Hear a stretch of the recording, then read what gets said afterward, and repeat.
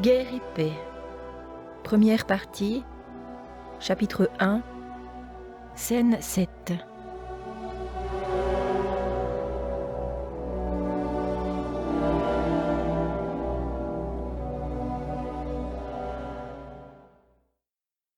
Le frôlement d'une robe se fit entendre dans la pièce voisine. À ce bruit, le prince André eut l'air de revenir à lui. Il se redressa et donna à son visage l'expression qu'il avait eue pendant toute la soirée d'Anna Pavlovna. Pierre glissa ses pieds à terre. La princesse entra. Elle avait eu le temps de remplacer sa toilette du soir par un déshabillé de maison, non moins frais et non moins élégant. Son mari se leva et lui avança poliment un fauteuil. « Je me demande souvent, » dit-elle en français, selon son habitude, et en s'asseyant vivement. Pourquoi Annette ne s'est pas mariée? Comme vous êtes sots, messieurs, de ne pas l'avoir épousée. Je vous en demande pardon, mais vous n'entendez rien aux femmes. Quel disputeur vous faites, monsieur Pierre? Je dispute aussi contre votre mari, car je ne comprends pas pourquoi il va faire la guerre, dit Pierre en s'adressant à la princesse, sans le moindre symptôme de cet embarras qui existe souvent entre un jeune homme et une jeune femme. La princesse tressaillit. La réflexion de Pierre l'avait touchée au vif. Eh bien, moi aussi, je lui dis la même chose. Vraiment, je ne comprends pas pourquoi les hommes ne peuvent vivre sans guerre.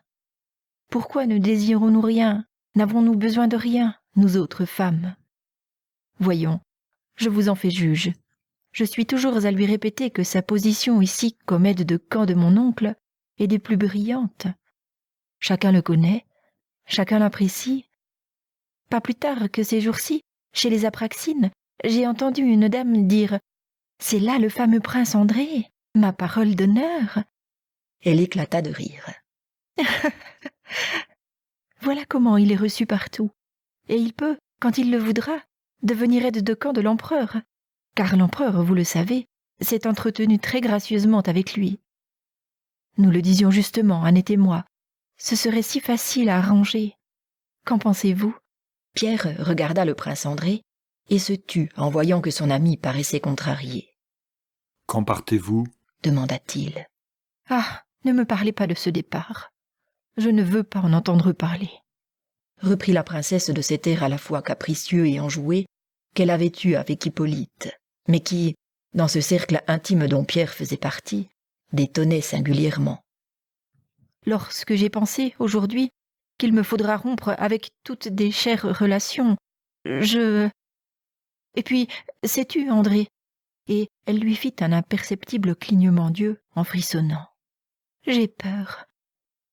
Son mari la regarda stupéfait, comme s'il venait seulement de s'apercevoir de sa présence. Il lui répondit pourtant avec une froide politesse. « Que craignez-vous, Lise? Je ne vous comprends pas. » Voilà comment sont les hommes. Des égoïstes, tous des égoïstes. Parce qu'il lui est venu une fantaisie, il m'abandonne, Dieu sait pourquoi, et il m'enferme toute seule à la campagne. Avec mon père et ma sœur, vous l'oubliez. Cela revient au même. J'y serai seule, loin de mes amis à moi, et il veut que je sois tranquille. Elle parlait d'un ton boudeur. Sa lèvre relevée, loin de donner à sa physionomie une expression souriante, lui prêtait au contraire quelque chose qui faisait songer à un méchant petit rongeur. Elle se tut, ne trouvant peut-être pas convenable de faire allusion à sa grossesse devant Pierre, car là était le nœud de la situation. « Je ne puis pourtant pas deviner de quoi vous avez peur, » reprit lentement son mari, sans la quitter du regard. La princesse rougit et fit un geste de désespoir. « André, pourquoi êtes-vous si changé ?» Votre médecin vous défend de veiller, vous devriez aller vous mettre au lit.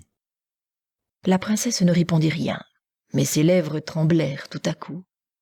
Quant à lui, il se leva, haussa les épaules et se mit à arpenter son cabinet.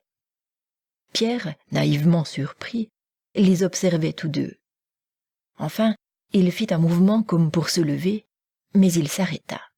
« Ça m'est égal que monsieur Pierre soit présent », s'écria la princesse dont la jolie figure fit la grimace de l'enfant qui va pleurer. « Il y a longtemps, André, que je voulais te le demander. Pourquoi es-tu devenu tout autre avec moi? Que t'ai-je fait? Tu vas rejoindre l'armée. Tu n'as aucune pitié pour moi. Pourquoi? Lise, dit le prince André.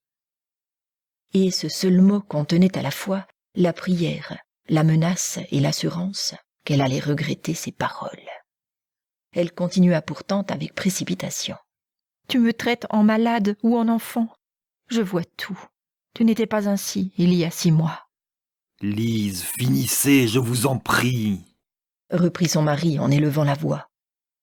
Pierre, dont l'agitation n'avait fait que croître pendant cet entretien, se leva et s'approcha de la jeune femme. Il paraissait ne pouvoir supporter la vue de ses larmes, et l'on aurait dit qu'il était prêt à pleurer avec elle. Calmez-vous, princesse, ce sont des idées. J'éprouvais cela aussi, je vous assure. Enfin, non, excusez-moi, je suis de trop comme étranger. Tranquillisez-vous. Adieu. Le prince André le retint. Non, Pierre, attends. La princesse est trop bonne pour me priver du plaisir de passer ma soirée avec toi. Oui, il ne pense qu'à lui, murmura-t-elle, sans pouvoir retenir des larmes de dépit. Lise! Reprit sèchement le prince, dont la voix était montée au diapason qui indiquait que sa patience était à bout.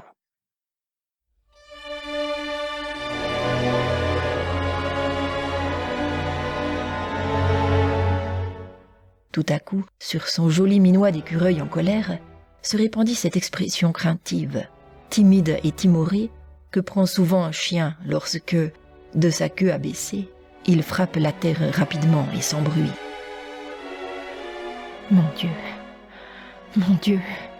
murmura-t-elle en jetant à son mari un regard sournois. Puis, relevant sa robe d'une main, elle s'approcha de lui et lui mit un baiser sur le front. « Bonsoir, Lise, » dit-il en se levant à son tour et en lui baisant la main comme à une étrangère.